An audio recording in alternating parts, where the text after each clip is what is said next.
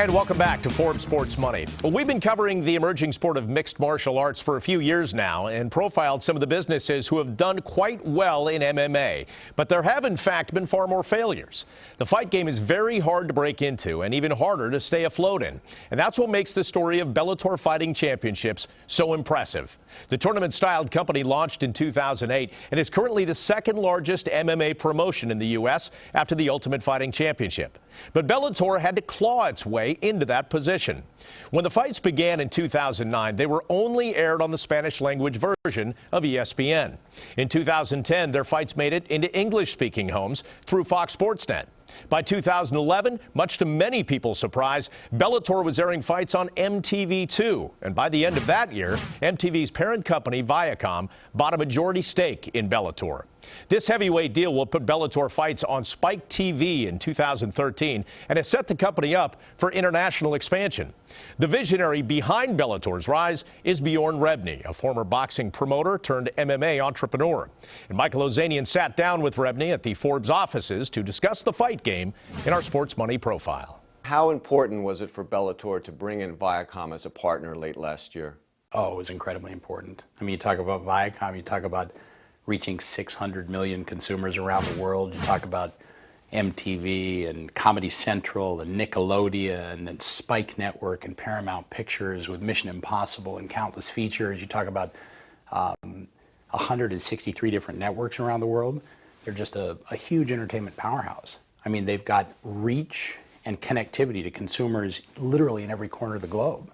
So in a sport like ours that transitions all across the globe, to have a partner like Viacom, it's as good as it gets. You founded Bellator in 2008. It's your baby, chairman, CEO. Was it hard to sell a majority stake in the company? No, it wasn't, because when you looked at it and when I looked at kind of the plan and the maturation of the growth of the company, the ideal was to form a relationship with somebody like a Viacom. I mean, the ideal, the pot of gold at the end of the rainbow was a Viacom, because they controlled Spike. And Spike wrote the book on mixed martial arts programming, not just domestically, but across the globe. So you look at a situation like that and you see, well, from a long-term success perspective, how do you get someone like that invested? How do you get them looking at it not as a renter, but as an owner? And if they're an owner, what kind of a commitment will they make to our brand to build it and to continue to take the fighters to the next level and the programming to the next level and the international distribution to the next level? And so it was the culmination of a plan and a model that I'd had in my head for many years. It was actually icing on the cake as opposed to a negative. Bellator was the first MMA tournament to regularly use women fighters. How has that worked out? It worked out well. It worked out well. You know, you track your quarters. You read when people are watching and when people aren't watching. You typically get those numbers 24 to 48 hours after a show concludes. And what we found is when Megumi Fujii, arguably the greatest pound-for-pound female fighter in the world from Japan, or Jessica Aguilar, or some of our stars, Zoila Frosto, were inside the cage, people were tuning in. It wasn't a huge bumper difference, but there was no downturn in terms of the number of people who were tuning in. And then we've been really effective in terms of the utilization of a digital format and forum and going online and asking people via Twitter and Facebook different questions about what they'd like to see. We did that last season, and we asked, hey, there's an available spot on the TV show. Fans, what would you like to see? What fight would you like to see elevated to that nationally televised card reaching 85 million homes? Disproportionately, people came back and said, we want to see Lisa Ward-Ellis versus Jessica Aguilar. So it's been interesting. I mean, I think there are some wildly talented women out there fighting right now who are really talented mixed martial artists, full-time mixed martial artists who legitimately can fight at an elite world-class level. So, and I think it makes for a very interesting story. Back when I was a teenager, boxing was the big sport, and no one had really heard of mixed martial arts, and yet boxing ratings have gone down, and mixed martial arts have come up and sort of replaced it, if you will. What do you think the mistake was that boxing made? You know, that kind of speaks to the core philosophy that makes Bellator different than any other mixed martial arts organization or any fighting organization in the world, and that is we have tried to become real sports competition.